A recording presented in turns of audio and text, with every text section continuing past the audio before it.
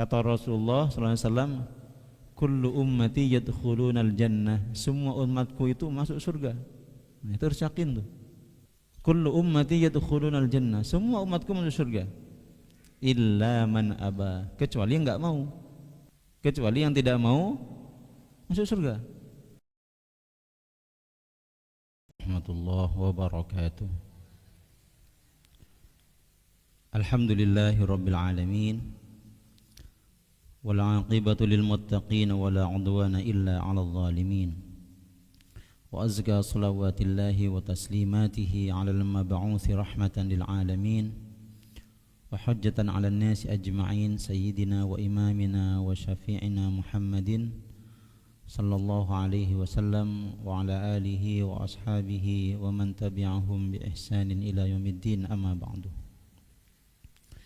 Pertama-tama marilah kita senantiasa panjatkan puji syukur kita kepada Allah Subhanahu wa taala atas nikmat dan karunia-Nya pada kesempatan pagi hari ini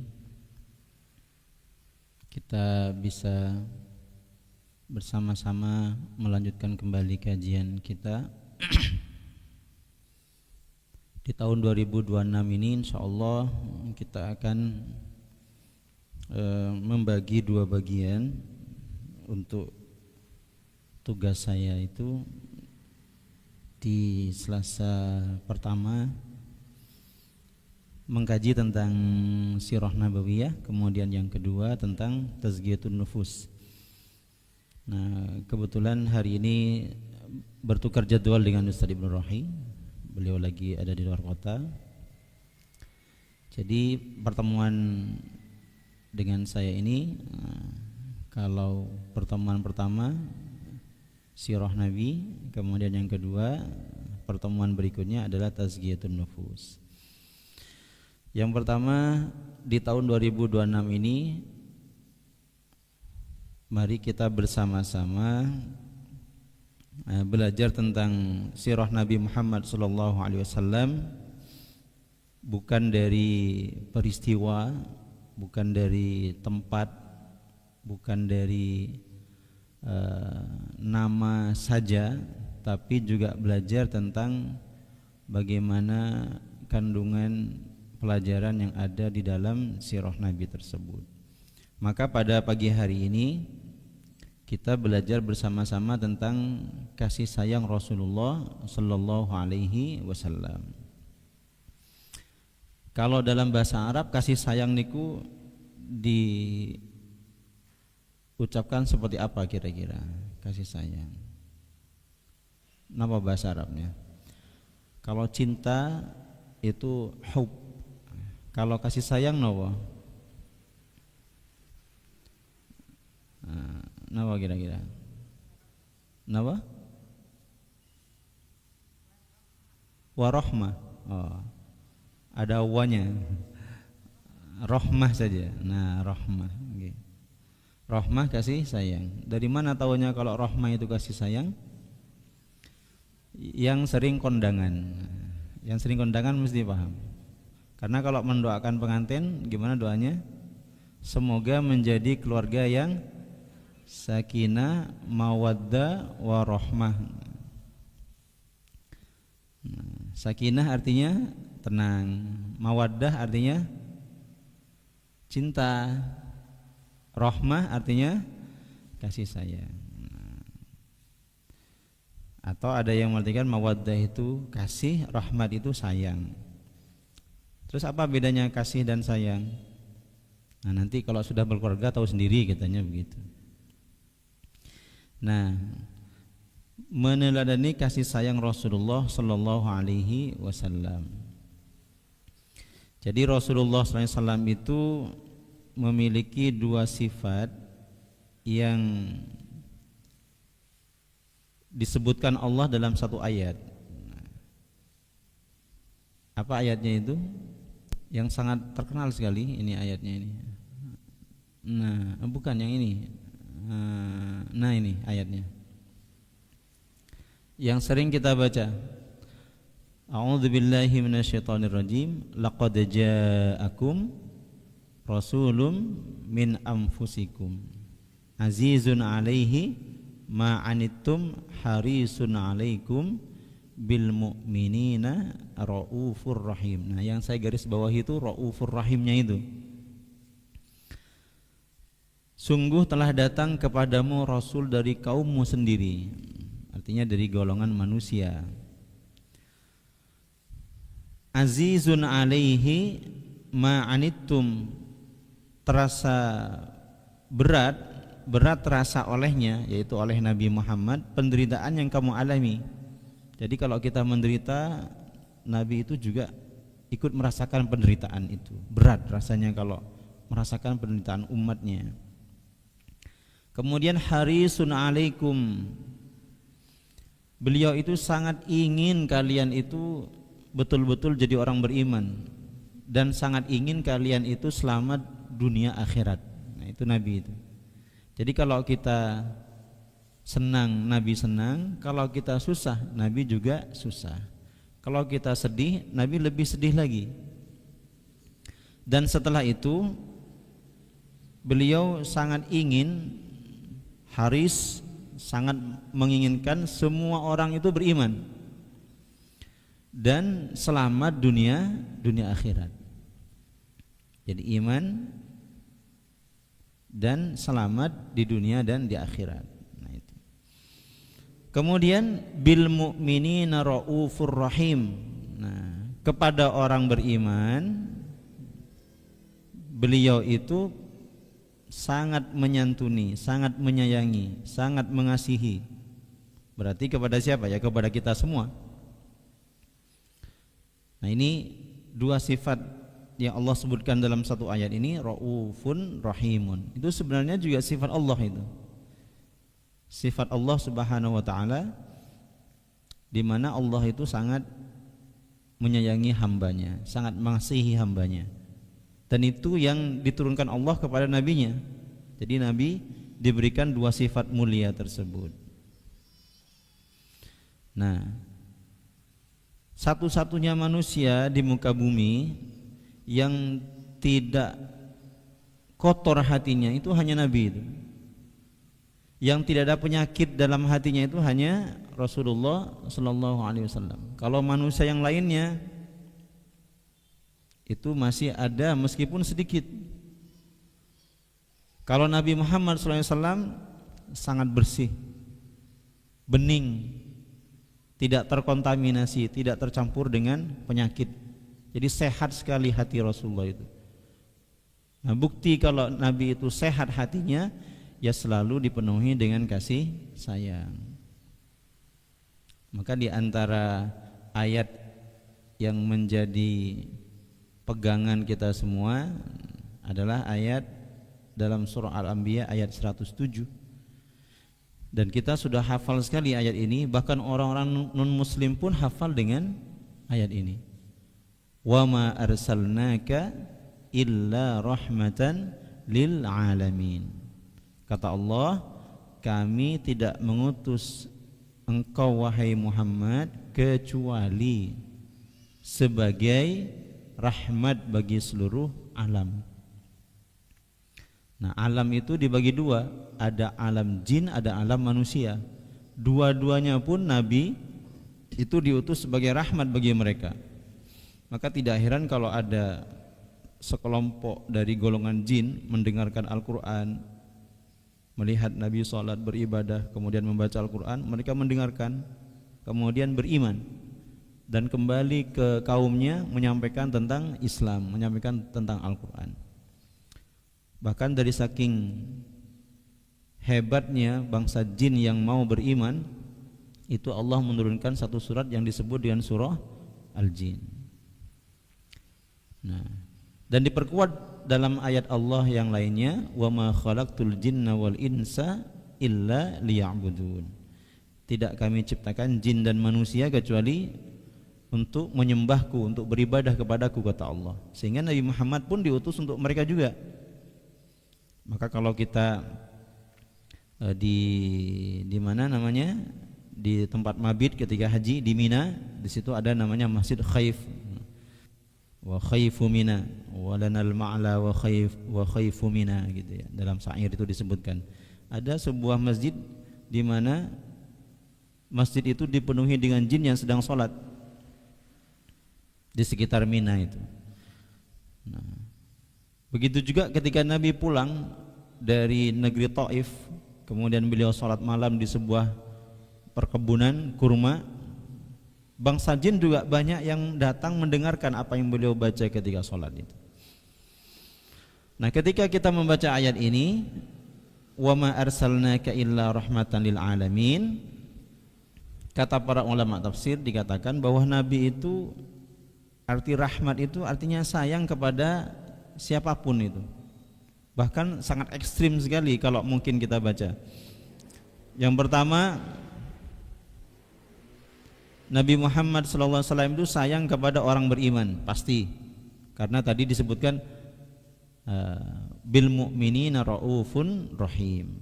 Kepada orang beriman beliau itu sangat sayang. Kemudian beliau juga sayang kepada orang kafir. Kok bisa kepada orang kafir kok sayang? Nanti ada penjelasannya. Kemudian sayang juga kepada orang munafik. Loh, berarti nggak ada bedanya dong, orang beriman, orang kafir, orang munafik, wong sama-sama disayang oleh Nabi. Begitu nggak kira-kira? Kemudian sayang kepada semua orang. Nah, ini tidak ada perbedaan ini. Sayang kepada binatang, ini juga harus dibuktikan nanti. Seperti apa sayangnya beliau kepada binatang. Dan sayang kepada alam. Artinya beliau tidak merusak alam, menjaga kelestarian alam. Karena alam ini harus kita jaga, karena bukan hanya kita yang membutuhkannya, ini juga untuk anak keturunan kita nanti setelah kita tiada. Terus bagaimana penjelasannya kok Nabi itu sayangnya tidak terbatas? Kok mirip seperti kasih sayangnya Allah Subhanahu wa taala? Ya karena memang Nabi itu dididik langsung oleh Allah. Adzabani Rabbi fa ahsana ta'dibi. Allah yang mendidikku sehingga aku ini menjadi orang yang baik, kata Rasulullah. Kemudian oleh para ulama ditafsirkan, nah ini penjelasannya. Rahmat yang Allah turunkan yang dibawa oleh Nabi Muhammad SAW bagi orang yang beriman itu bentuknya adalah mereka mendapatkan kebahagiaan di dunia dan juga keselamatan di akhirat. Maka kalau ada orang beriman tidak bahagia, itu dipertanyakan itu. Kira-kira sudah mengenal nabinya atau belum gitu ya. Kalau belum mengenal Nabi, kalau belum mengikuti ajaran Nabi, bisa jadi dia tidak akan merasakan kebahagiaan. Karena kebahagiaan yang hakiki itu adalah kebahagiaan di dalam Islam, di dalam iman. Ibu-ibu selama hidup ini sampai hari ini lebih banyak bahagianya atau sengsaranya kira-kira? Karena didengar orang lain ya kita bilangnya bahagia. Tapi kalau sendirian, ya Allah sengsara banget hidup ini gitu. Tapi kalau kita merasakan sengsara, nah itu ada pertanyaan besar tuh. Kalau kita sengsara, kenapa kita harus sengsara? Wong kita disayang oleh Allah, disayang oleh Nabi, selalu didoakan oleh Rasulullah Sallallahu Alaihi Wasallam. Kenapa kok kita masih sengsara? Wong kita itu dijamin bahagia di dunia dan selamat di sempurna, lengkap kebahagiaannya itu kalau dia punya pasangan. Kenapa? Ya karena belasan tahun nunggu pasangan datang, nggak datang-datang. Ada juga orang yang lengkap kebahagiaannya itu kalau dia dicukupi rizkinya, dijadikan hartanya itu harta yang berkah. Beda-beda. Maka dalam kondisi apapun seharusnya sebagai umat Nabi Muhammad kita harus membentuk hidup kita ini menjadi orang yang bahagia. Jadikan semua kondisi yang kita alami sekarang ini sebagai sarana untuk mencari kebahagiaan. Jangan mengeluh. Wong orang kafir aja bahagia, masa kita nggak bahagia? Nah buktinya orang kafir bahagia apa? Ya mereka dikasih dunia. Tapi belum tentu di akhirat selamat. Wa ma lahu fil akhirati min khalaq, kata Allah. Keselamatan di akhirat itu apa? Ya menjadi ahli surga. Pengen masuk surga ibu-ibu? Pengen atau pengen banget? Yakin masuk surga? Kenapa? Harapan. Harapan itu bisa jadi terwujud, bisa jadi tidak. Kata Rasulullah SAW, kullu ummati yadkhulunal jannah, semua umatku itu masuk surga. Nah, itu harus yakin tuh. Kullu ummati yadkhulunal jannah, semua umatku masuk surga. Illa man aba, kecuali yang enggak mau. Kecuali yang tidak mau masuk surga. Kemudian ditanya oleh para sahabat, ya Rasulullah, kira-kira ada orang yang enggak mau masuk surga? Nabi menjawab, man ata'ani dakhalal jannah, orang yang taat kepadaku maka dia akan masuk surga. Wa man asani faqad aba, tapi kalau dia menolak apa yang aku bawa, apa yang aku ajarkan, berarti dia tidak mau masuk surga. Jadi taat kebalikannya maksiat. Orang yang maksiat, nah berarti dia enggak mau masuk surga. Tapi kalau orang yang taat, itu berarti ahli surga, kata Nabi. Dan itu dikatakan kullu ummati, semua umatku. Umat Nabi itu siapa? Ya semua manusia yang hidup di zaman Nabi sampai hari kiamat. Siapapun yang hidup setelah zaman Nabi, taat kepada Nabi, berarti dia ahli surga. Nah, jenengan taat apa mboten? Kita taat apa mboten? Taat. Taatnya apa? Disuruh kita beriman kepada Allah, kita beriman kepada Allah. Gini mboten? Allah memerintahkan kita untuk salat, kita salat. Allah memerintahkan kita untuk zakat, kita zakat. Allah memerintahkan kita untuk puasa di bulan Ramadan, kita puasa. Allah memerintahkan kita untuk berhaji, bagi yang mampu kita haji. Allah melarang kita untuk berbuat dosa, berbuat maksiat, kita tinggalkan. Nah, itu namanya taat kepada Rasulullah sallallahu alaihi wasallam. Udah bisa, mulai sekarang bikin rencana mawon ibu-ibu, planning besok hari pertama di surga saya mau masak apa gitu ya. Hari kedua bikin apa, hari ketiga bikin apa. Itu namanya optimisme. Kenapa optimis? Ya karena kita menjadi umat Nabi. Lah orang yang tidak beragama Islam saja optimis mereka jadi ahli surga. Nggih mboten? Telah berpulang ke rumah bapak di surga. Itu dulu kalau saya baca koran waktu saya kecil itu, kalau ada orang mata sipit meninggal dunia yang namanya ada cik-ciknya gitu ya, apa gitu namanya, biasanya di bawah itu telah berpulang ke rumah bapak di surga. Tapi kalau orang Islam mengumumkan apa? Inna lillahi wa inna ilaihi raji'un, kembali kepada Allah. Berarti kembali kepada Allah, kembali kepada rahmat Allah subhanahu wa ta'ala. Nah, harus optimis, harus yakin. Cuman surganya beda-beda. Gitu saja. Ada yang di paling atas, ada yang di tengah, ada yang di bawah. Ada juga yang nunggu ngantri masuk surga. Ada di sebuah tempat namanya Al-A'raf, sebuah dataran tinggi, di mana orang-orang ini menunggu keputusan Allah. Karena antara dosa dan pahalanya seimbang sama. Nanti menunggu itu ketetapan Allah itu, masuk surga atau masuk neraka. Jadi kita nggak usah transit. Mudah-mudahan tidak transit di tempat itu, langsung keputusannya di surga. Kalau rahmat Allah, rahmat yang dibawa oleh Nabi Muhammad bagi orang yang tidak beriman, artinya itu mereka mendapatkan penundaan azab. Azabnya ditunda oleh Allah Subhanahu wa taala. Kok ditunda gimana? Karena diberi kesempatan untuk beriman. Diberi kesempatan untuk bertaubat. Tidak langsung dihancurkan ketika maksiat. Tapi coba kalau lihat umat nabi-nabi sebelum Nabi Muhammad. Umatnya kaum Nabi Nuh misalnya yang tidak beriman, bagaimana nasibnya mereka? hancur, mati semua, ditelan air besar, banjir di seluruh dunia waktu itu. Yang selamat hanya orang-orang yang beriman kepada Nabi Nuh alaihissalam. Nah itu. Jadi mereka ketika tidak beriman, ingkar terhadap apa yang disampaikan oleh para nabi dan rasul sebelum Nabi Muhammad, langsung dibinasakan semua. Mau laki-lakinya, perempuannya, yang dewasa, yang anak-anak, semua dihabiskan oleh Allah, enggak tersisa mereka. Kaum Ad, kaum Samud juga demikian, dihancurkan, tidak ada yang hidup. Kaum Qarun juga begitu, ditenggelamkan di dalam tanah dengan hartanya semua. Sedangkan umat Nabi Muhammad bagaimana kira-kira?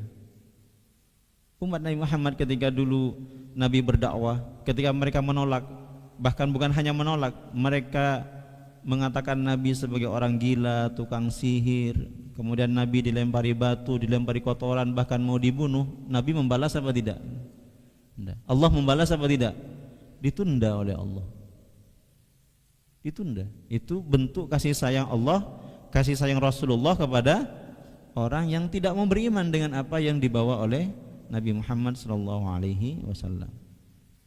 Akhirnya karena ditunda, Umar bin Khattab yang awalnya musyrik jadi beriman. Gini betul. Umar bin Khattab radhiyallahu anhu. Kemudian Muawiyah bin Abi Sufyan beriman. Sa'ad bin Abi Waqqas beriman.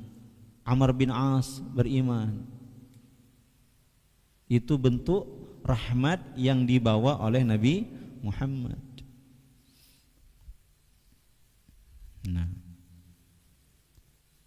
maka dengan keberadaan Nabi Muhammad ini, Allah Subhanahu wa taala mengangkat azab yang biasanya Allah turunkan itu secara massal, secara langsung.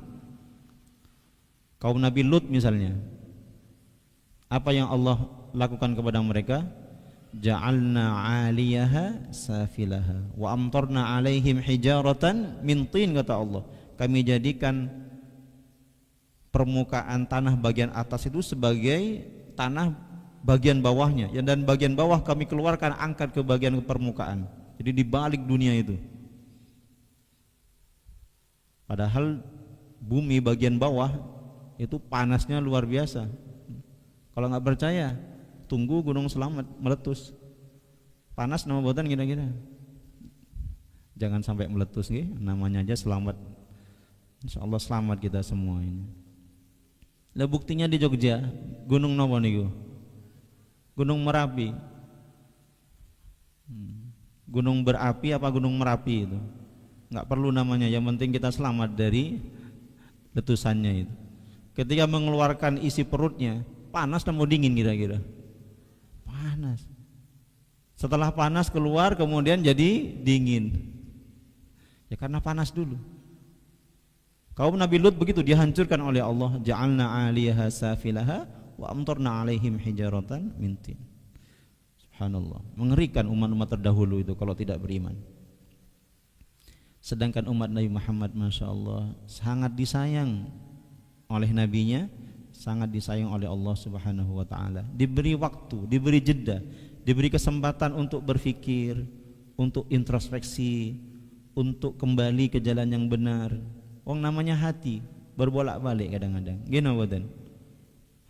Makanya kita selalu berdoa, ya muqallibal qulub, tsabit qalbi ala dinik. Ya Allah yang membolak-balikkan hati. Sekarang saya beriman, tolong jaga keimanan ini ya Allah, jangan sampai berubah, berbalik jadi orang yang tidak beriman. Karena tidak ada yang tahu nasib kita ke depan ini.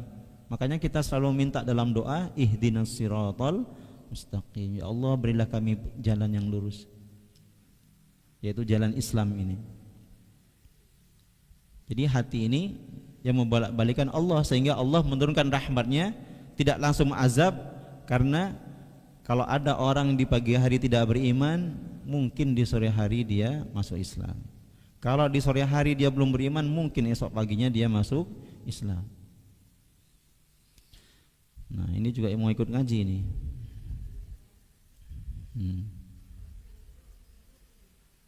Okay. Nanti akan dibahas nih temanya, ada pembahasan tentang kucing nanti. Ini sebagai iklan tapi masuk dalam kajian. Nabi Muhammad SAW ketika hijrah ke Taif,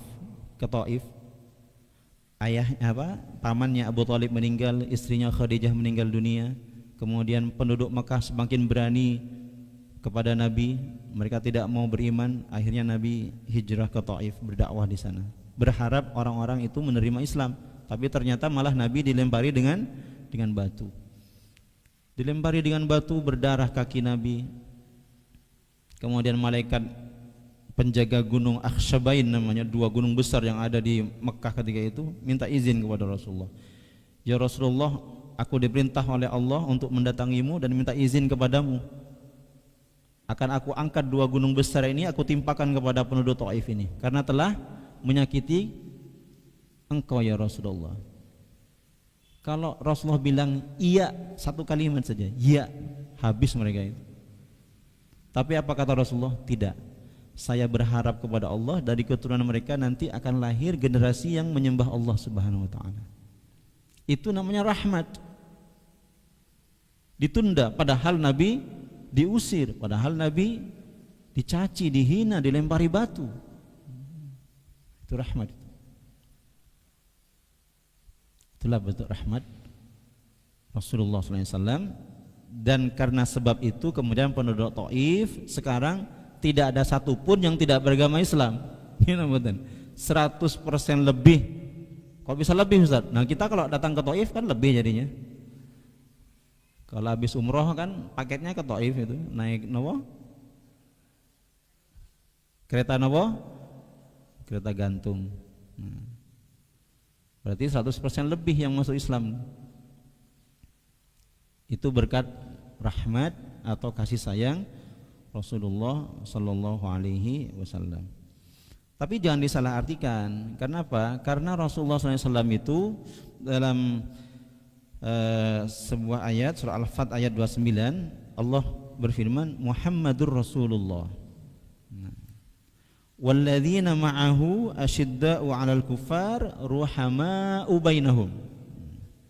Nabi Muhammad itu adalah utusan Allah dan orang-orang yang bersamanya, yang beriman bersamanya, yang telah dididik oleh Nabi Muhammad itu, mereka kalau kepada orang-orang kafir tegas. Lakum dinukum waliyadin, la a'budu ma ta'budun. Kami tidak akan menyembah apa yang kalian sembah. Tegas itu. Kami tidak akan mengikuti kebiasaan kalian, budaya kalian yang tidak sesuai dengan Al-Qur'an. Tegas. La a'budu ma ta'budun wala antum abiduna ma'abud. Tegas itu bukan kasar. Tegas itu punya prinsip, punya sikap yang jelas. Tidak ambigu. Tapi ruhama bainahum, kasih sayang kepada sesama muslim, sesama mereka. Nah itu. Jadi jangan dianggap nanti kalau misalnya orang di luar Islam menghina Islam kemudian kita diam. Nah, itu enggak benar, enggak sesuai dengan ayat itu. Kalau kepada orang-orang yang menyakiti Islam, merendahkan Islam, menghina Islam, maka kita harus tegas kepada mereka. Tapi kepada sama muslim kita harus penuh dengan kasih sayang.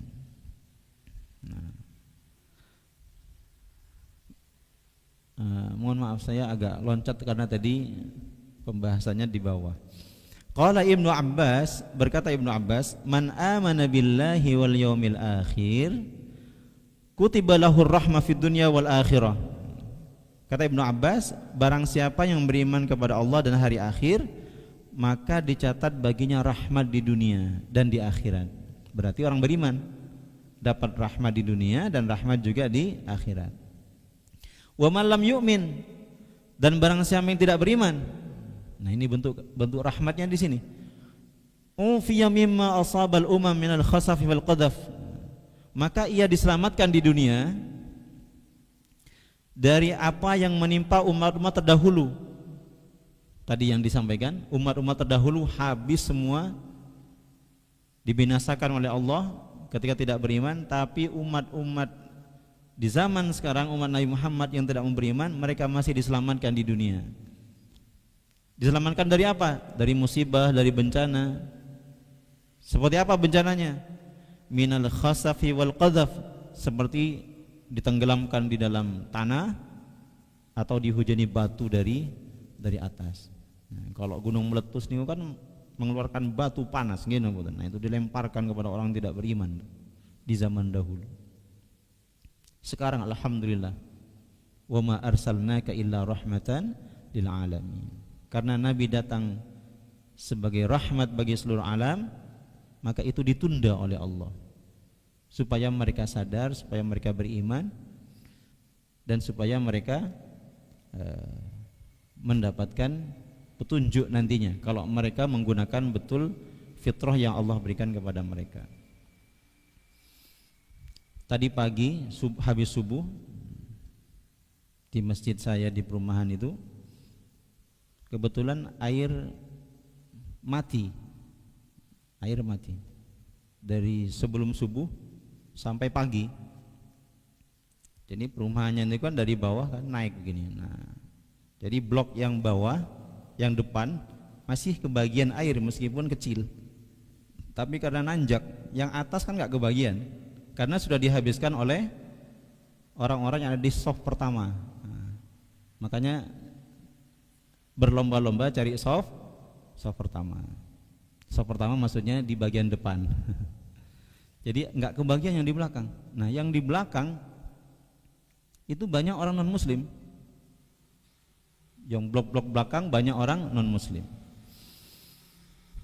Jadi habis subuh, habis zikir, jalan kaki keliling masjid. Nah, olahraga pagi. Ternyata banyak orang yang mampir ke masjid. Lebih banyak dari jamaah yang sholat subuh tadi itu. Kayaknya kalau di jumlah lebih banyak karena datang 2, datang 3, selesai datang lagi 5, datang lagi banyak lagi. Nah, setahu saya yang non muslim pun, itu datang ke masjid. Datang ke masjid dan bilang, "Pak, boleh numpang kamar mandi masjid?" "Oh, boleh, silakan." Untungnya masjid itu punya tandon besar-besar banyak, dan di bawah, di lantai bawah di parkiran itu ada bunker air. Bunker air ada 3 kali 5 meter, dalamnya sekitar 1,5 sampai 2 meter. Untuk apa? Ya untuk mengantisipasi kalau air mati, karena penduduknya ada sekitar, penghuninya ada sekitar 600 kakak, sehingga orang yang non muslim pun merasakan manfaatnya masjid. Saya jadi teringat, Masya Allah, mudah-mudahan masjid ini jadi rahmat bagi orang-orang di sekitar.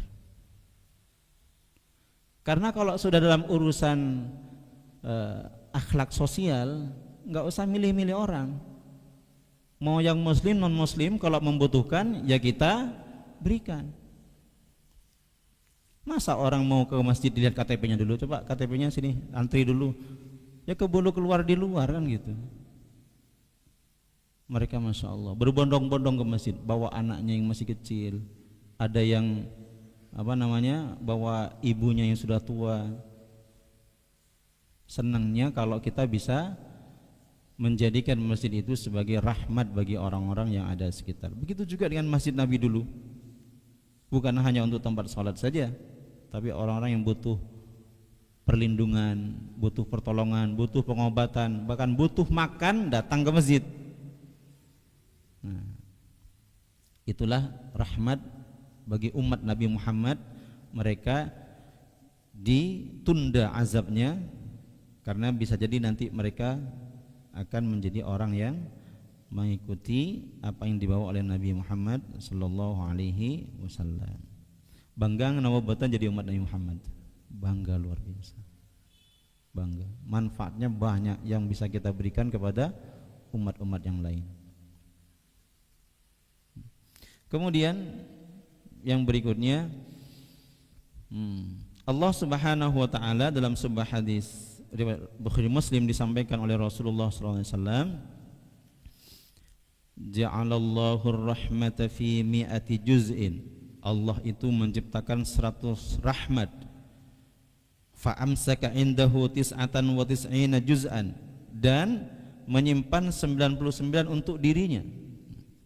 Jadi 99 rahmat ini Allah simpan untuk dirinya. Kapan akan diberikan? Nanti kalau sudah selesai kehidupan dunia ini.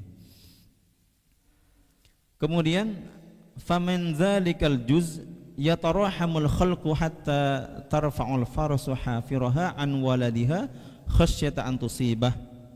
Dari satu rahmat yang Allah turunkan ke muka bumi ini, semua makhluk berkasih sayang karenanya, sehingga seekor kuda pun ketika melahirkan anaknya, ketika dia akan berpindah, dia angkat kakinya itu supaya tidak menginjak bayinya.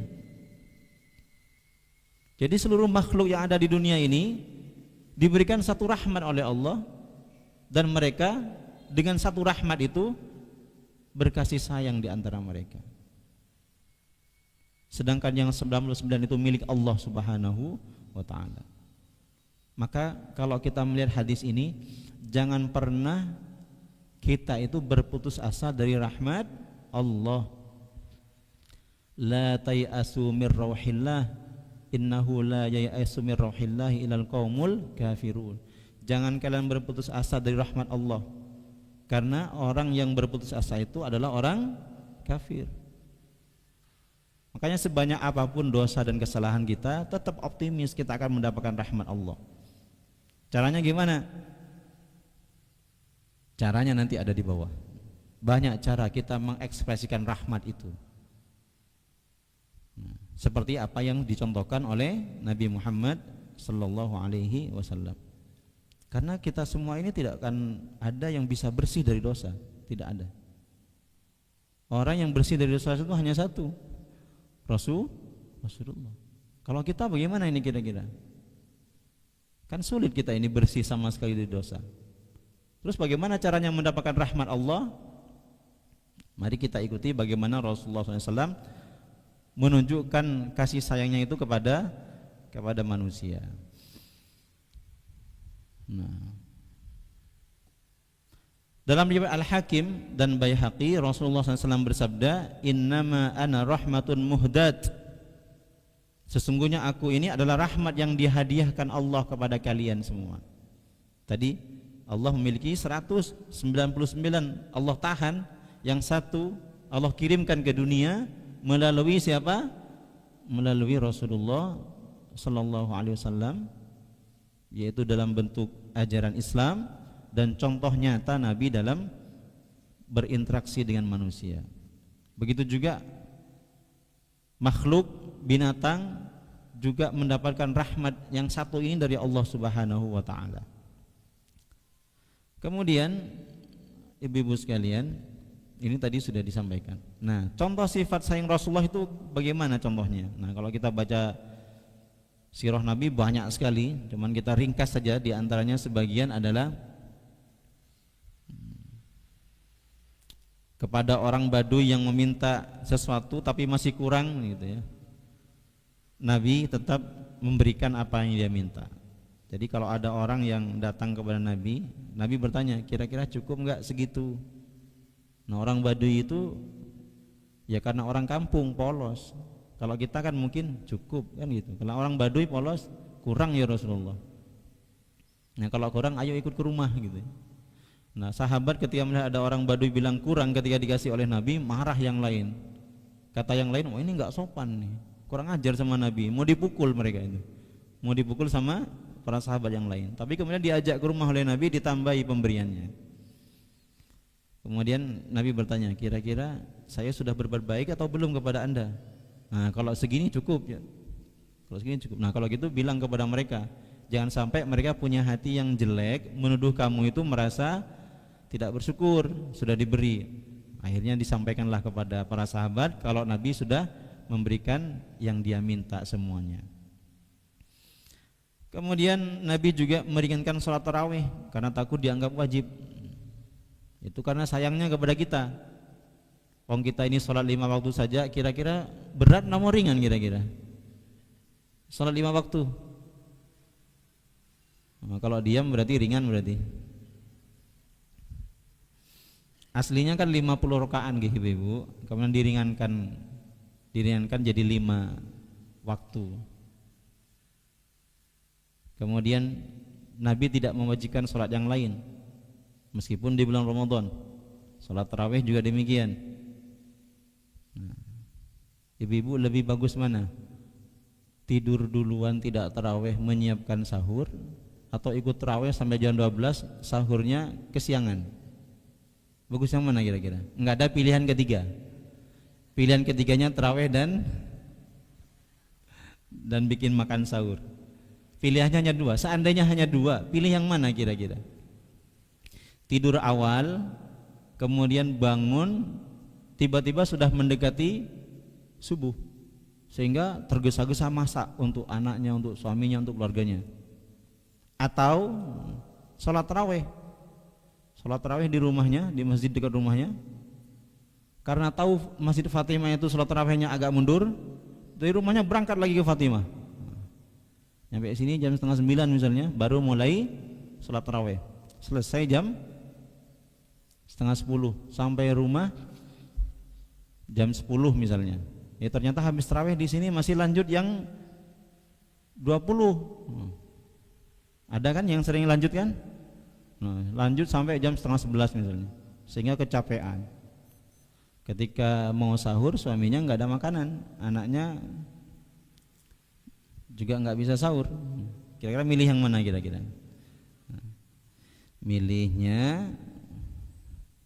Milih tidur gasik menyiapkan sahur. Kenapa? Karena yang wajib itu puasanya, bukan tarawehnya. Maka kalau ada yang nggak taraweh, ibu-ibu santai saja. Cuman agak kebangetan kalau Ramadan nggak taraweh gitu aja. Setahun sekali kan gitu. Cuman jangan kemudian merasa bahwa saya ini hilang fadilahnya. Nah, fadilah yang lebih utama itu menyiapkan sahur itu. Pahalanya lebih besar daripada taraweh. Karena Nabi sendiri tidak mewajibkan salat tarawih. Kemudian tidak mewajibkan siwak setiap mau wudu. Nabi juga enggak mewajibkan. Meskipun Nabi bersabda, "Laula ana syuqqa ala ummati la amartuhum bisiwaki inda kulli shalah." Seandainya tidak menyusahkan umatku, aku wajibkan siwak itu setiap mau salat. Nah, sekarang ibu-ibu siwaknya sehari berapa kali kira-kira? 2 kali kan, Gi? Mau tidur sama bangun tidur. Kata Nabi, kalau tidak menyusahkan, aku pastikan mereka itu bersiwak sebelum mau sholat. Tapi itu berat. Nah, cuman ada orang yang mengusahakan meskipun berat. Jadi dia ambil 1 batang kayu siwak, ditaruh di kantongnya, setiap mau sholat siwak. Melihat pernah orang seperti itu? Nah, itu mungkin dia ingin berusaha, meskipun tidak diwajibkan oleh Nabi itu. Melarang puasa wisol terus menerus, karena Nabi juga kasihan kepada kita, tahu kemampuan kita. Terus mempercepat sholat ketika mendengar anak kecil menangis. Ini kira-kira gimana ini ibu-ibu? Ada yang menangis. Saya tadi ada anak menangis, mau saya tutup nih kajian tadi. Tapi alhamdulillah sudah tenang. Maksudnya sholat bukan ditutup, dipercepat, diringkas. Bagaimana tuh diringkas tuh? Apakah sujud langsung tak usah ruku? Diringkas maksudnya bacaannya jangan panjang-panjang. Kemudian yang berikutnya, menahan malaikat gunung tadi yang sudah saya sampaikan ketika di Taif tadi itu. Meminta kepada Allah agar tidak menimpakan azab kepada kaumnya. Nah, ini permintaan Nabi Muhammad SAW dan dikabulkan oleh Allah. Jadi ekspresi kasih sayang Nabi ini kalau kita gali, maka kita akan menjadi manusia yang betul-betul itu bahagia di dunia ini, senang hidup kita ini. Kenapa? Karena dipenuhi dengan kasih sayang. Kira-kira kalau orang tertekan, kalau orang stres, kalau orang itu tidak tenang hidupnya, bisa nggak kira-kira menerapkan kasih sayang kira-kira? Nggih mboten. Maunya marah terus, emosi. Jangankan kasih sayang sama orang, mau anaknya jadi marahi setiap hari, suaminya jadi dibiarkan masak sendiri misalnya, disuruh nyuci sendiri, nyetrika sendiri, masak sendiri. Kenapa ya? Karena dia tertekan hatinya. Tapi kalau dia bahagia, masya Allah, masak sambil nyanyi, sambil meraja kira-kira, sambil nyanyi misalnya lagu-lagu yang Islami, ngepel sambil zikir, wah, senang hatinya itu. Nah, ekspresi kasih sayang yang dicontohkan oleh Nabi demikian. Contohnya, nah ini hadisnya belum saya terjemahkan. Contoh kasih sayang Rasulullah kepada anak kecil. Rawahu Syaikhan, diriwayatkan oleh Imam Bukhari dan Muslim, wa ghairuhuma, dan selain keduanya. Anna Nabiyya sallallahu alaihi wasallam, dari sahabat Anas bin Malik bahwa Nabi sallallahu alaihi wasallam suatu hari itu, kata Anas, kata Rasulullah, inni la adkhulu fi shalah uridu italataha. Saya ingin sholat dan saya berniat untuk memanjangkan. Fa asma'u buka as-sabi, kemudian saya mendengar ada anak kecil yang menangis. Nah, berarti ketika Nabi mendengar anak kecil menangis di masjid, berarti boleh bawa anak kecil. Wong Nabi dengarnya di masjid, bukan di rumah orang, di masjid mendengarnya. Fa asma'u buka as-sabi. Nabi mendengar ada bayi yang menangis. Padahal niatnya tadi ingin sholatnya panjang. Fa atajawwazu fi sholati, kemudian saya meringkas sholat saya. Alasannya apa? Bukan karena tidak takwa, bukan karena tidak ikhlas, bukan karena tidak khusyuk, bukan. Mimma a'lamu min syiddati wujdi ummihi, karena saya merasakan kesedihan ibunya kalau anaknya terus menangis sedangkan saya memperpanjang sholat. Jadi Nabi itu ingat, ya Allah, gimana perasaan ibunya ya, anaknya menangis sedangkan dia sedang sholat. Tenang apa buatan kira-kira? Ya enggak tenang. Nah, akhirnya Nabi meringkas sholatnya. Ini bentuk kasih sayang Nabi kepada anak kecil. Nah, kalau kita lebih kreatif lagi, kalau kita sholat itu anak kecilnya ditaruh di depan. Nah, saya pernah melihat tuh, anaknya taruh di depan, dia sholat. Kenapa kok taruh di depan? Ya karena nggak ada yang jagain. Nah, suaminya sedang kerja gitu ya, nggak ada pembantu di rumah. Nunggu anaknya tidur, nggak tidur, padahal waktu sudah mau lewat. Akhirnya dikondisikan kursi yang bisa muter itu, nah, taruh di situ, dia sholat. Anaknya dijadikan sutroh. Boleh Panda kira-kira? Boleh. Kemudian suatu hari Nabi mencium Hasan bin Ali. Aqra bin Habis At-Tamimi yang sedang duduk melihat Nabi mencium Hasan bin Ali. Kemudian Aqra ini berkata kepada Rasulullah, ya Rasulullah, saya punya anak 10, tapi sampai sekarang saya belum pernah mencium mereka. Anaknya 10 belum pernah dicium sama sekali. Kemudian Nabi bersabda, man la yarham la yurham, siapa yang tidak sayang tidak akan disayang. Artinya kalau dia tidak sayang kepada anaknya, Allah juga tidak sayang kepada dia. Atau anaknya juga tidak akan sayang kepada orang tuanya. Karena apa yang kita lakukan kepada anak itu, hakikatnya kita sedang menanam kebaikan dalam dirinya. Maka suatu saat kita akan memanennya. Kalau kita sayang kepada anak, anak itu akan sayang kepada kita. Yang masih punya anak kecil, sering-sering dicium anaknya, sering-sering dicium. Niatkan mencium anak itu meniru Rasulullah. Ketika mencium itulah kita berdoa kepada Allah, ya Allah, ini kasih sayang saya kepada anak saya, maka turunkanlah kasih sayangmu kepada keluarga kami ini. Nah, sambil berdoa, sering-sering. Itu ibadah, itu sunnah. Jangan dianggap sunnah itu hanya sholat duha, sholat tahajud, sholat sholat rawatib. Bukan hanya itu sunnah. Mencium anak itu sunnah. Mencium anak sunnah. Tapi anak sendiri. Takut kalau anak orang lain nanti ibunya punya prasangka yang lainnya gitu. Kemudian ini sahabat yang lain, Usamah bin Zaid. Siapa itu Usamah bin Zaid? Putranya Zaid bin Harithah.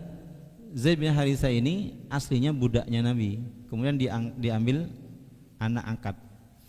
Zaid bin Harithah punya anak namanya Usamah, masih kecil, seusia dengan Hasan bin Ali, seusia dengan Hasan, seusia dengan Husain. Maka Nabi Muhammad SAW mengambil Usamah, anak dari budaknya, dari Zaid bin Harithah, diambil diletakkan di pahanya. Kemudian Hasan bin Ali juga diambil diletakkan di paha yang satunya lagi. Kemudian setelah itu keduanya dipeluk oleh Nabi. Dipeluk oleh Nabi dan Nabi berdoa.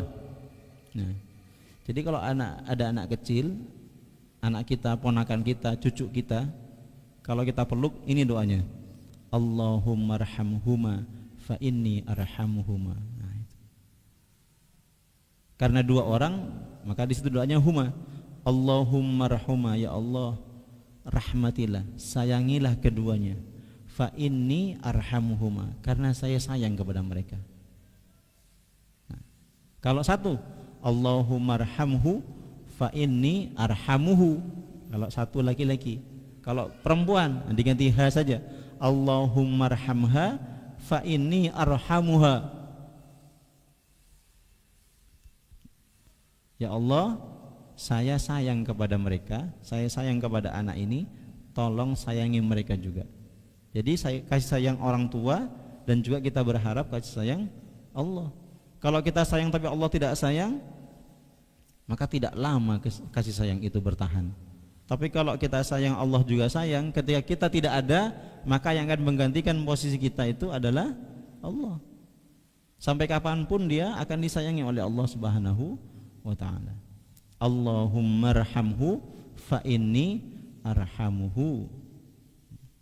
Kalau laki-laki. Nah, padahal Usama itu bukan keluarga Nabi, bukan cucu Nabi, tapi anak orang lain, anaknya seorang budak dahulu. Tapi karena bapaknya beriman, anaknya juga beriman, dua-duanya disayang oleh Nabi.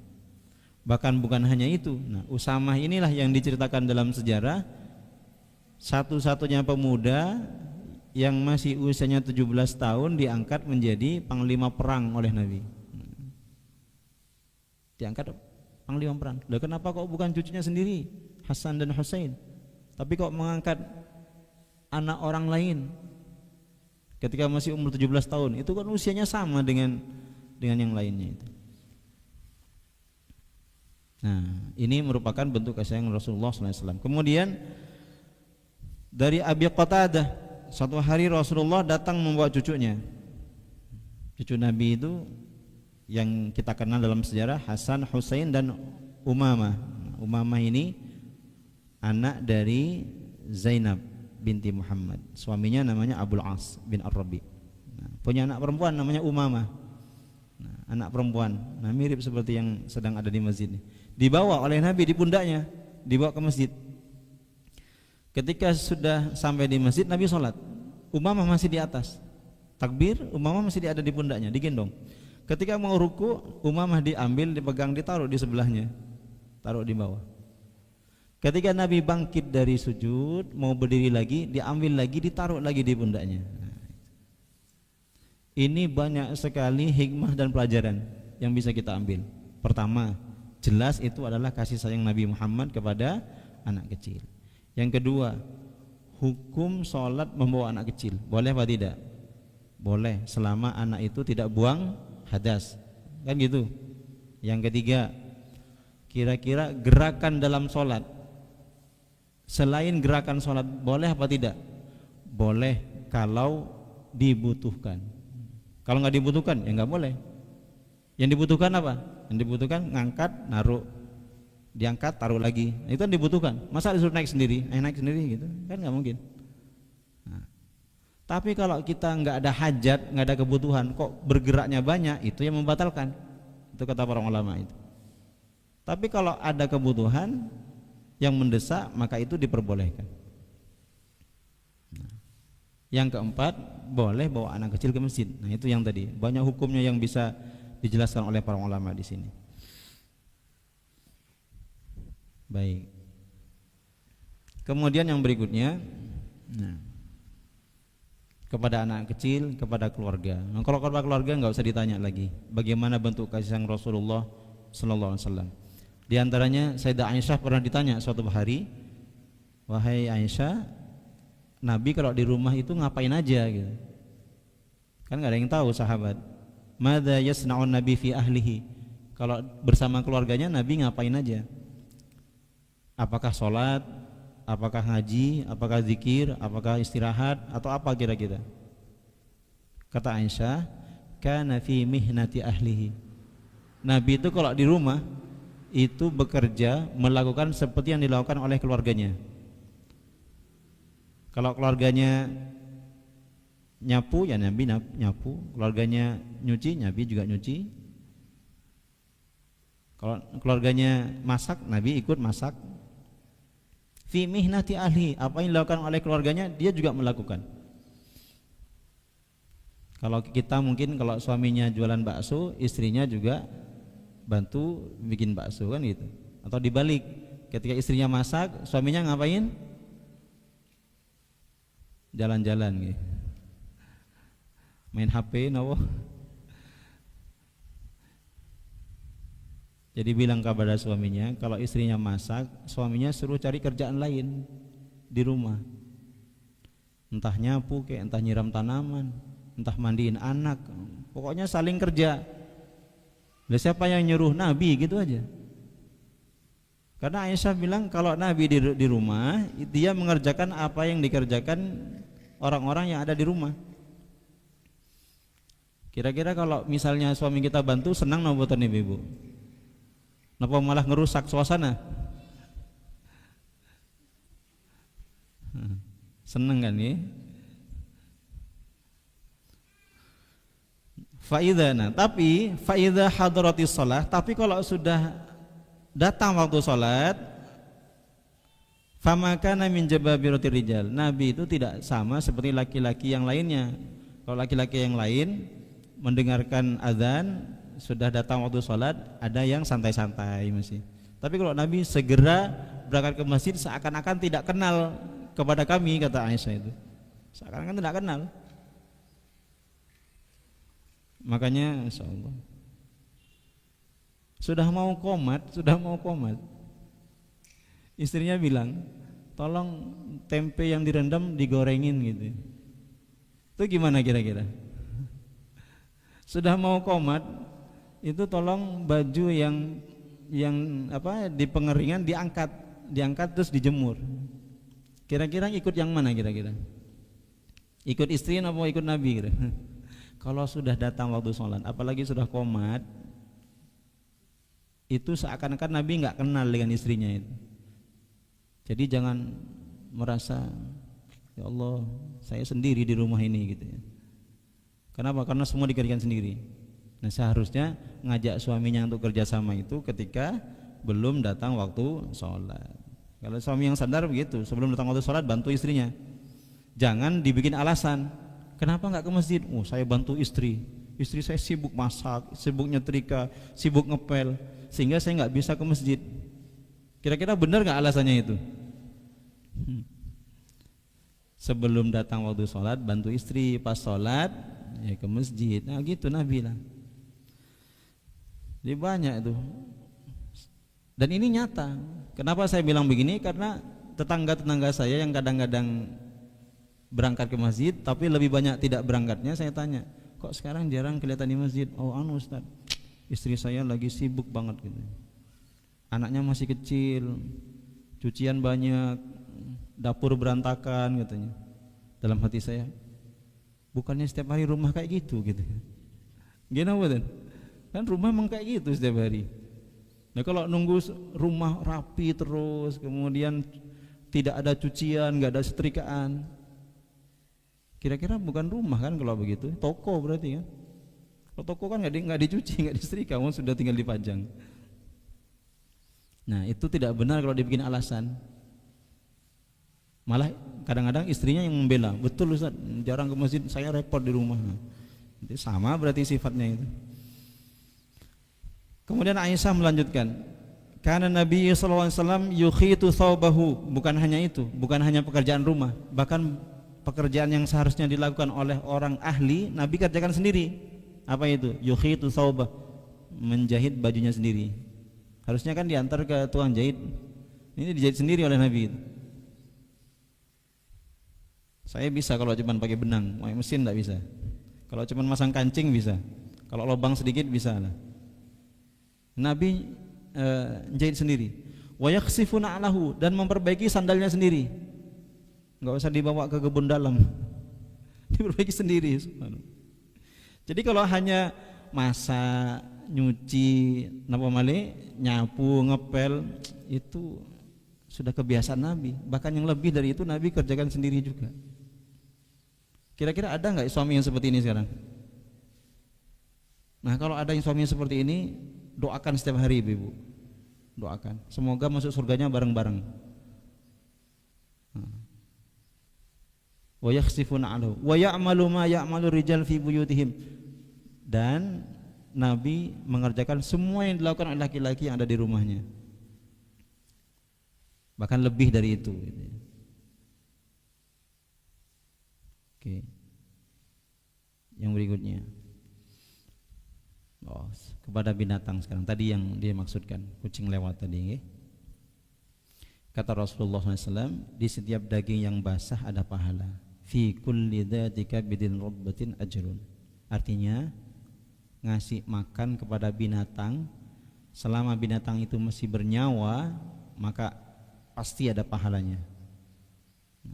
Kemudian Nabi berkisah ketika ada anjing kehausan sedang mencari air, seorang wanita, mohon maaf, baghiyun min baghaya Bani Israel, disebutkan dalam hadis, baghiyun min baghaya Bani Israel, wanita tunasusila dari kalangan Bani Israel, melihat anjing itu kehausan, kemudian dia mengisi sepatunya dengan air dan memberi minum anjing tersebut. Karena sebab kasih sayangnya atau rahmatnya tadi itu kepada binatang, Allah mengampuni dosanya. Nah, berarti kalau amal kita belum sempurna, kalau dosa kita masih belum bersih dari dada kita ini, maka perbanyak berbuat baik kepada orang, bahkan kepada binatang sekalipun, bahkan kepada binatang. Gambarannya di sini kan binatang yang, mohon maaf, najis dalam tanda petik, masih minum anjing. Kemudian seorang wanita masuk neraka. Ini kebalikannya. Berarti orang yang wanita yang tidak memiliki kasih sayang kepada binatang. Seorang wanita masuk neraka karena menyekap kucing tanpa diberi makan, tanpa diberi minum, dan tidak dibiarkan untuk mencari makan sendiri. Sampai-sampai kucing itu mati. Itu masuk neraka itu, kata Nabi. Subhanallah, saya membayangkan seekor kucing, coba bayangkan. Seekor kucing. Kenapa orang-orang Jawa punya kepercayaan kalau nabrak kucing, apa katanya? Kalau nabrak kucing disuruh dikubur, dikasih kain kafan, dimandiin apa dan? Maksudnya itu sebenarnya bukan begitu prakteknya. Prakteknya adalah karena kalau kita tidak punya kasih sayang kepada binatang, tidak merasa bersalah, padahal kita tidak sengaja, kita takut nasibnya seperti wanita ini. Kalau wanita ini jelas dia tidak ngasih makan, tidak ngasih minum, dan dikurung sampai mati itu anjing, ditukam kucing itu, karena sebab qaswatul qalbi, karena sebab kerasnya hatinya dia itu, nggak punya rasa rahmat, nggak punya rasa kasih sayang, maka dia neraka tempatnya. Nah, kita ketika nabrak kucing itu dikuburkan, itu menunjukkan kalau kita ini bosnya kasih sayang. Jangan dibiarkan, karena bangkai kucing itu kan besar, gini betul. Bangkai kucing itu besar. Kalau kita biarkan, mudarat kepada orang lain. Baik itu kalau ada yang nabrak lagi bisa kepleset, atau baunya yang menyengat, bahkan bisa menjadikan lingkungan sekitar itu tercemar, kan nggih, ada bakteri, virus dan seterusnya. Jadi dikubur lah. Nah, kebiasaan orang kita yang sampai di sini nggih, di sini di Purwokerto, kebiasaan orang kita ini, saya nggak habis pikir sampai hari ini. Mohon jangan ditiru ibu-ibu. Kalau ada tikus mati kok dilempar di tengah jalan, gimana betul? Itu nggak punya rahmat kepada orang. Kenapa? Ya baunya, gimana betul? terus membahayakan orang yang lewat setelahnya, bisa jadi orangnya nabrak kepleset dan seterusnya, atau ketika nabrak darahnya muncrat kepada orang yang lewat di sampingnya. Nggih napa mboten? Belum kalau ada orang jalan kaki, kira-kira seneng napa jijik kira-kira? Loh, padahal di samping rumahnya masih ada tanah yang bisa digali. Padahal nggak dalam kalau hanya ngubur tikus itu. Nah itu rahmat tuh di situ diantaranya, rahmat kepada orang supaya tidak mencium bau yang tidak enak, dan itu menimbulkan penyakit. Nah, tolong jangan ditiru seperti itu. Kalau bisa, nah saya pernah melihat. Jadi ini orang bagus ini. Bukan santri, bukan apa, orang umum, tukang becak kalau tidak salah. Di samping rumah sakit Elizabeth, Jalan Dr. Angka, ada orang nunggu penumpang, tukang becak. Kemudian ada kucing mati, nggak ada orang yang peduli. Saya pas waktu itu olahraga, sedang lari pagi, kemudian bapak itu ngambil kayu, ngambil kresek, diambillah bangkai kucing itu, kemudian dibawa ke samping rumah sakit Elizabeth yang banyak tanah kosongnya. Dia kubur pakai napa niku? Pakai bendu, dikubur kemudian ditutup. Oh masya Allah, luar biasa. Padahal orang, menurut sebagian orang kan dia bukan orang yang berpendidikan, tukang becak kan, tapi dia punya rahmat, punya kasih sayang. Saya dalam hati, bisa jadi orang ini diampuni dosanya oleh Allah gara-gara sifat rahmatnya ini tadi. Lah buktinya apa? Buktinya ada orang yang lebih parah dari dia, seorang tuna susila, pelacur, dimaafkan oleh Allah karena sifat rahmatnya memberi minum anjing. Nah ini bukan anjing, mesti lebih bagus daripada anjing. Cuman orang kita memang serba praktis memang. Mati lempar. Padahal sangat mengganggu orang-orang yang ada di sekitarnya. Kemudian Nabi Muhammad SAW bersabda, sesungguhnya Allah telah mewajibkan ihsan, berbuat baik kepada segala sesuatu. Jika kalian membunuh dalam peperangan, maka dengan cara yang baik. Maksudnya cara yang baik itu bagaimana? Kalau sudah meninggal, kalau sudah mati, jangan dimutilasi. Jangan niru orang musyrik.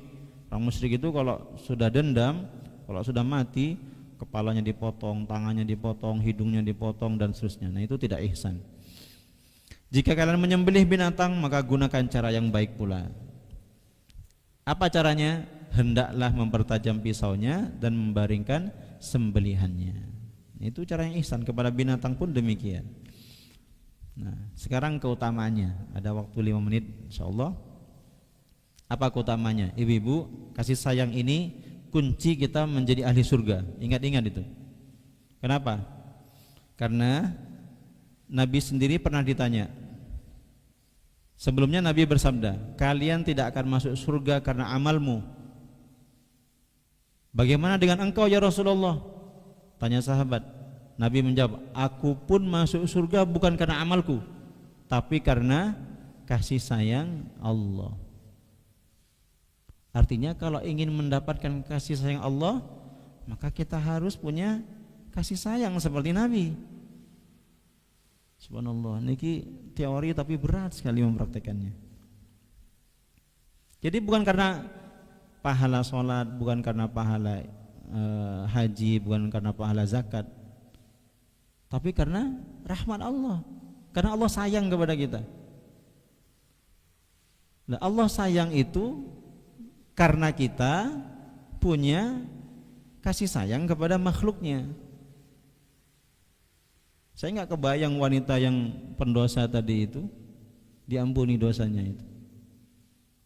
Bagaimana dengan kita yang sudah beriman sejak kecil, sudah melaksanakan kewajiban, taat kepada aturan syariat dan seterusnya, masih memiliki kasih sayang. Wah, berdobel-dobel itu insya Allah keberkahan yang kita dapatkan. Nah, kata Rasulullah SAW, penduduk surga itu ada 3 macam. Kita masuk yang mana kira-kira? Yang pertama, pemimpin yang adil, yang ahli sedekah. Yang kedua, orang penyayang dan hatinya lembut kepada keluarganya dan orang lain. Yang ketiga, orang yang tidak punya tapi dia menjaga kehormatannya, tidak minta-minta kepada orang. Dia hanya meminta kepada Allah Subhanahu wa taala. Kira-kira masuk yang mana kita? Pemimpin yang adil? Mudah-mudahan pemimpin yang adil di tempat kita masing-masing. Kullukum ra'in wa kullukum mas'ulun an ra'iyati. Ibu ini pemimpin apa bukan? Jenengan pemimpin ibu-ibu. Di mana itu? Di rumah. Wal mar'atu ra'iyatun fi baiti zawjiha. Dan wanita itu pemimpin di rumah suaminya. Nah, syaratnya ibu kalau mau masuk surga lewat jalur pemimpin harus adil dan ahli sedekah. Gimana kalau adil di rumah? Nah, silakan nanti dicari bagaimana bentuk keadilan di rumah itu.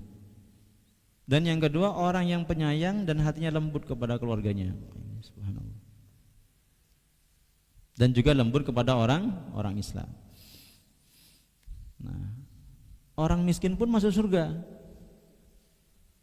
Bahkan penduduk surga itu kalau disurvei lebih banyak orang miskin daripada orang kaya. Tapi orang miskin yang bagaimana? Yang bersih hatinya. Bersih hatinya artinya orang yang tidak suka meminta-minta kepada orang, menjual kehormatannya, mengemis di jalan-jalan misalnya, atau keliling kemana-mana bawa map gitu ya, bawa tanda tangan, menjaga diri dan kehormatan. Nah, yang terakhir, ini dikisahkan oleh Aisyah radhiyallahu anha. Ada seorang perempuan miskin, pengemis, datang ke rumah Nabi membawa 2 anak kecil. Kemudian Aisyah masuk ke rumah ngasih kurma 3, untuk anaknya 2, untuk dia 1, karena yang ada baru 3 kurma ini. Anaknya langsung makan kurma yang dikasih Aisyah itu. Ketika anaknya sudah makan, ibunya jatah 1 kurma mau dimakan. Ketika mau dimakan, 2 anaknya ini minta jatah ibunya karena masih lapar. Karena anaknya masih lapar, disobeklah kurma itu jadi 2. Disobek jadi 2, dikasih ke anaknya. Artinya anaknya makan, ibunya tidak makan. Kenapa dia mau menyobek kurma itu jadi 2? Karena sayang, karena rahmat kepada anaknya. Melihat itu Aisyah tertegun luar biasa. Ketika mereka sudah pergi, Nabi datang. Kemudian Aisyah cerita, ya Rasulullah, tadi ada peristiwa seperti ini. Kata Rasulullah SAW, Innallaha. Nah ini jadi pegangan kita ini. Makanya jangan pernah meremehkan kebaikan meskipun hanya dengan 1 sobekan kurma. Jangan la tahtakir minal ma'rufi syai'an walau bisyaqi tamrah, meskipun hanya dengan 1 sobekan kurma. Karena kata Rasulullah, wanita itu wajib masuk surga atau bebas dari neraka. Innallaha, sesungguhnya Allah telah mewajibkan wanita itu masuk surga atau dibebaskan dari neraka. Karena sebab apa? Rahmat dengan 1 butir kurma. Bayangkan kalau kita Ramadan ngasih 1 dus kurma, berapa rahmat yang kita sebarkan tuh kira-kira. Kalau kita ngasih 1 kotak air minum misalnya, kalau kita ngasih iftar sekian puluh orang, subhanallah, itulah yang kita harapkan bisa menolong kita nanti di akhirat. Karena kalau mengharapkan dari pahala sholat, kayaknya ya Allah susah banget khusyuknya. Gimana bukan? Puasa kadang masih nggak berhenti ngomongin orang waktu puasa, rusak pahalanya gitu. Zakat, kadang ada riaknya di situ, nggak terlalu berharap juga dari pahalanya. Nah, meskipun kita harus latih terus dan kita jaga. Nah, tapi ada kabar gembira, karena Allah akan sayang kepada hambanya itu kalau hamba itu sayang kepada makhluk Allah Subhanahu wa ta'ala. Saya kira demikian yang dapat disampaikan. Mudah-mudahan Allah Subhanahu wa ta'ala melembutkan hati kita menanamkan sifat kasih sayang dalam diri kita, dan semoga kita memperbanyak amal kebaikan kepada orang lain supaya bisa menjadi penolong kita nanti ketika dihisab oleh Allah Subhanahu wa taala. Demikian yang dapat disampaikan, mudah-mudahan ada manfaatnya. Yang benar datang dari Allah, yang salah dari pribadi yang dhaif ini. Terima kasih atas segala perhatian. Mohon maaf kalau ada kekurangan. Wassalamualaikum warahmatullahi wabarakatuh.